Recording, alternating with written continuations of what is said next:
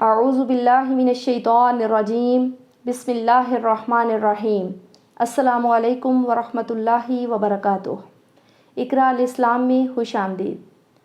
کچھ دن پہلے میرے بیٹے محمد بن احمد نے کچھ سوالات مجھ سے پوچھے شیطان سے متعلق، اور پھر اس نے مجھ سے یہ پیشکش کی کہ جن سوالات کے جوابات یہ مجھ سے جاننا چاہتا ہے یقیناً وہ سوالات بہت منفرد تھے اور ہر کسی کے ذہن میں ایسے سوالات بھی نہیں آتے۔ تو اس نے کہا کہ ماما جان کیوں نہ ہم اس کی ویڈیو اپلوڈ کریں تاکہ باقی لوگ بھی اس سے مستفید ہو سکیں۔ تو آج یہ سوالات و جوابات کا سلسلہ ہم نے شروع کیا ہے، انشاءاللہ آگے بھی ہم اس کو جاری رکھیں گے۔ کمنٹ میں ہمیں ضرور بتائیے گا کہ آپ کو ہمارے اس سلسلے کے متعلق مزید کیا انفارمیشن چاہیے، یا کیا یہ سلسلہ ٹھیک ہے، یا ہمیں چینل پر ویڈیوز میں کیا تبدیلی لانی چاہیے۔ جی تو محمد بن احمد پوچھیے، آپ کا پہلا سوال کیا ہے؟ تو ماما جان آپ کا پہلا سوال ہے شیطان کہاں بیٹھتا ہے؟ جی، شیطان کو حضرت آدم علیہ السلام کے ساتھ ہی دنیا میں جب بھیجا گیا تو پہلے دن سے وہ انسانوں کو ورگلانے کا، ان کو دھوکہ دینے کا، اور کہہ لیں کہ ان کو پستی کی طرف لے جانے کا کام کر رہا ہے۔ لیکن اس کی نشست گاہ کیا ہے؟ تو یہ بہت ہی خوبصورت سوالات جتنے بھی اس نے پوچھے شیطان سے متعلق، ان میں سب ہی بڑے منفرد سوال تھے۔ تو پہلے سوال کا جواب میں یوں دوں گی کہ شیطان انسان کے یہ ہاتھ کی انگلیاں، اللہ رب العزت نے ان کی سپورٹ کے لیے ناخن بنائے ہوئے ہیں۔ لمبے ناخن جو لوگ رکھتے ہیں، شیطان کی لمبے ناخن نشست گاہ ہے۔ تو اس لیے تمام اسلامی میری بہنیں، خصوصاً بالخصوص میری بہنیں، کیونکہ میں نے ویسے تو مرد حضرات کے بھی کئی دیکھا ہے کہ ہاتھوں کے ناخن بڑھائے ہوئے ہیں، یا واللہ وہ کیوں ایسا ٹرینڈ لے کر چل رہے ہیں، لیکن مسلمان ہونے کے ناطے ہمیں یہ زیب نہیں دیتا کہ ہم اپنے پیارے نبی حضرت محمد صلی اللہ علیہ وآلہ وسلم کی سنتوں کو چھوڑ کر کچھ اور کریں۔ تو سنت کے مطابق ناخن کاٹیے اور سنت کے مطابق ہی اپنی زندگی کے تمام اطوار کو ڈھالنے کی کوشش کیجیے۔ جی تو بیٹا آپ کا دوسرا سوال کیا ہے؟ تو ماما آپ کا دوسرا سوال ہے کہ وضو کا شیطان۔ وضو کا شیطان، یہ اصل میں کچھ عرصہ پہلے ایک میرا بیٹا ہی وضو کر رہا تھا، تو میں نے وہ بار بار وضو کر رہا تھا تو میں نے اسے بولا کہ آپ ایک ہی مرتبہ وضو کیوں نہیں کر لیتے توجہ کے ساتھ؟ تو اس نے کہا کہ ماما میں وضو کر رہا ہوں، لیکن بار بار میرے ذہن میں یہ وسوسہ آ رہا ہے کہ شاید میں نے یہ ٹھیک نہیں کیا، تو میں پھر دوبارہ کرتا ہوں۔ تو وہاں سے پھر مجھے حدیث میں سے ایک حدیث یاد آئی کہ حضرت ابی بن کعب رضی اللہ تعالیٰ عنہ کی روایت ہے کہ وضو کا بھی شیطان ہوتا ہے جسے ولحان کہا جاتا ہے، اس سے بچو۔ حدیث میں مختلف حوالہ جات اور بھی ہوں گے، جو میری نظر سے گزری وہ یہ تھی، اور انہوں نے اپنی اس روایت میں 2 مرتبہ کہا کہ اس سے بچو، یعنی اس کا مطلب یہ ہے کہ وضو میں خلاف شرع جب آپ کوئی امور مختلف اوقات میں دہرانا شروع کر دیتے ہیں، یعنی کہ آپ نے ہاتھوں کو اچھی طرح دھو لیا ہے، لیکن آپ کے ذہن میں یہ وسوسہ آ گیا ہے کہ آپ کے ہاتھ اچھی طرح صاف نہیں ہوئے، یا شاید کوئی بال جو ہے وہ بھی بھیگا نہ ہو، تو ہم اچھی طرح ہاتھوں کو مل کے دھو لیں، تو آپ پھر سے دھونا شروع کر دیں، یا آپ نے ناک میں پانی ڈال لیا ہے یا چہرے کو دھو لیا ہے، تو پھر آپ کے ذہن میں آیا کہ نہیں چہرہ اچھی طرح گیلا نہیں ہے، میں ایک دفعہ پھر اس کو دھو لوں۔ تو یہ بار بار دہرانے کا جو عمل ہے، یہ وسوسے، یہ خیالات ہمارے ذہن میں شیطان ڈالتا ہے، ان سے بچنا چاہیے تاکہ ہم اچھے طریقے سے جو پہلی مرتبہ میں ہی ہم نے وضو کر لیا ہے اس کے مطابق آگے عبادت کر سکیں۔ ماما جان شیطان کو ہم کیسے ہرا سکتے ہیں، اس کی کمزوری بتا دیں۔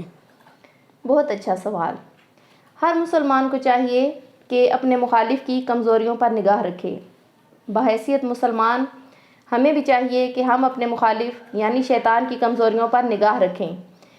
کہ ایک بار رسول کریم صلی اللہ علیہ وآلہ وسلم نے شیطان کو دیکھا کہ بہت ہی کمزور اور لاغر سی حالت میں ہے۔ انہوں نے پوچھا کہ تمہیں ایسا کس نے کر دیا کہ اتنی عجیب سی حالت میں تم کیسے ہو گئے؟ تو شیطان نے کہا کہ اے رسول خدا، مجھے آپ کی امت کے 6 کاموں نے اس حال تک پہنچا دیا ہے کہ میں ان چیزوں کو جب دیکھتا ہوں آپ کے لوگوں میں تو میری برداشت ختم ہو جاتی ہے، یہ کہہ لیں کہ مجھ سے اس پر صبر نہیں ہوتا۔ اور وہ 6 چیزیں کون سی تھیں؟ سب سے پہلی چیز اور بہت ہی پیاری بات کہ جب ہم ایک دوسرے سے ملتے ہیں تو منہ سے السلام علیکم ورحمۃ اللہ وبرکاتہ کہتے ہیں. آپ صرف السلام علیکم بھی کہہ سکتے ہیں، لیکن بہتر طریقہ ہے کہ ورحمۃ اللہ وبرکاتہ بھی کہیں. جب خواتین سے ملیں تو مصافحہ کریں، مرد حضرات جب مردوں سے ملیں تو وہ بھی مصافحہ کریں، کیونکہ یہ چیز شیطان کو پریشان کرتی ہے، کمزور کرتی ہے. تیسری چیز یہ ہے کہ جب بھی کسی کام کا ارادہ کریں تو انشاءاللہ کہیں، کیونکہ شیطان ہمارے ہر نیک کام میں، ہمارے ہر نیک مقصد میں کہے گئے انشاءاللہ پر کمزور ہو جاتا ہے. اسی طرح ایک اور چیز یہ کہ جب ہم سے کوئی غلطی ہو جائے، کوئی گناہ ہو جائے، تو اس پر ہم نے فوراً سے اللہ رب العزت سے معافی مانگنی ہے، توبہ کرنی ہے، استغفار کرنی ہے.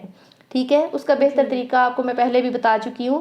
چلتے پھرتے استغفار کریں، اور جب آپ کے ذہن میں کوئی گناہ ہو کہ میرے سے یہ غلطی ہو گئی ہے، یہ گناہ ہو گیا ہے، تو آپ 2 نفل ادا کر کے اور اس میں اللہ رب العزت سے معافی مانگیں، توبہ کریں. استغفر اللہ ربی من کل ذنب واتوب الیہ، یہ دعا آپ کو میں نے سکھائی ہوئی ہے، آپ یہ پڑھ لیں. جی. اور ایک اور چیز کہ جب بھی آپ صلی اللہ علیہ وآلہ وسلم کا نام سنیں تو درود و سلام پڑھیں، کیونکہ یہ چیز شیطان کو کمزور کرتی ہے. یعنی کسی کے سامنے بھی کوئی دوسرا بھی اگر کوئی بات کر رہا ہے تو اس نے اگر حضرت محمد صلی اللہ علیہ وآلہ وسلم بولا ہے تو فوراً آپ بھی ساتھ دہرائیے صلی اللہ علیہ وآلہ وسلم.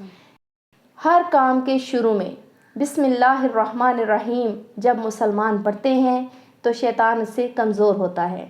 تو میرے بیٹے یہ 6 کام اپنی عادت بنا لیں. میں جانتی ہوں بہت ساری چیزوں میں آپ بہت احتیاط برتتے ہوئے یہ کام کرتے بھی ہیں، لیکن مزید محتاط ہو کر ان چیزوں پر عمل کریں. اگر آپ اپنے مخالف کو کمزور کرنا چاہتے ہیں، اس کو مات دینا چاہتے ہیں، اس کو ہرانا چاہتے ہیں، تو یہ 6 کام ضرور کریں. اور ابلیس کا سب سے پسندیدہ کام کیا ہے؟ ابلیس کا سب سے پسندیدہ کام، اچھا اس کے بارے میں آپ کو چھوٹی سی ایک بات بتاؤں کہ ابلیس جو ہے وہ پانی کی سطح پر رہتا ہے. ابلیس کون ہے؟ تمام شیطانوں کا سردار ہے، اور سردار کا تخت کہاں پر ہے؟ سمندر کی سطح پر ہے، پانی کی سطح پر ہے. اور وہ روزانہ اپنے لشکروں کو روانہ کرتا ہے کہ جاؤ دنیا میں فساد ڈالو، کوئی غلط کام کرو، لوگوں کو فراڈ اور دھوکے بازی سکھاؤ، جھوٹ سکھاؤ، چوری چکاری سکھاؤ. اور جو معصوم لوگ ہوتے ہیں، ناسمجھ ہوتے ہیں یا کم عقل ہوتے ہیں، یا کہہ لیں کہ بس جن کی تقدیر میں کچھ ایسا ہو، تو وہ کیا کرتے ہیں؟ وہ شیطان کے بہکاوے میں آ بھی جاتے ہیں. جب یہ اس کے لشکر واپس اس کے پاس پہنچتے ہیں، ابلیس کے پاس، تو وہ ان سے پوچھتا ہے کہ ہاں بھائی بتاؤ کیا حال احوال ہے. تو وہ بتاتے ہیں کہ آج ہم نے فلاں فراڈ کروایا، فلاں جگہ یہ کیا، فلاں وہ کیا، اتنے لوگوں کو ہم نے بہکایا. تو وہ کہتا ہے کہ تم نے کچھ بھی نہیں کیا. پھر دوسرے جو اس کے لشکر میں اور شیطان ہوتے ہیں، وہ کیا کرتے ہیں کہ بتاتے ہیں کہ ہم نے فلاں گھر میں نا فساد ڈلوایا ہے، ہم نے وہ فلاں میاں بیوی میں فساد ڈلوایا ہے. تو وہ ان کو اپنے پاس قریب کر کے کہتا ہے کہ تم نے بہت اچھا کام کیا ہے. یعنی شیطان کا پسندیدہ کام کیا ہے؟ میاں بیوی میں فساد ڈلوانا، گھروں میں فساد ڈلوانا.